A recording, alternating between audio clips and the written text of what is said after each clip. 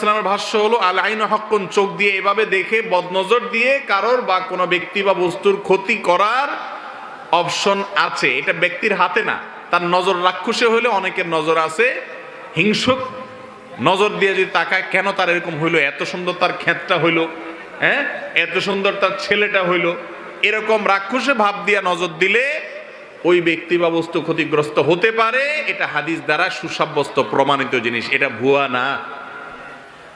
আজকের বিজ্ঞান বলবে যে না না এগুলার ভুয়া, ভিত্তিহীন, কিন্তু ইমানদার নবী করিম সাল্লাল্লাহু আলাইহি সাল্লামের কথা বিশ্বাস করবে। বিজ্ঞান আজকে যেটাকে ভিত্তিহীন বলতেছে, হয়তো বা 20 বছর পরে কোনো গবেষক আবিষ্কার করে ফেলবে, হ্যাঁ এর অস্তিত্ব খুঁজে পাওয়া গেছে। আমরা এর আগে বহু জিনিস দেখছি বিজ্ঞান একসময় অস্বীকার করছে, পরে এসে ঠিকই স্বীকার করছে।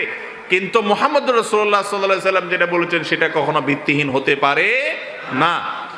এই জন্য বদনজরের বিষয়টি সত্য।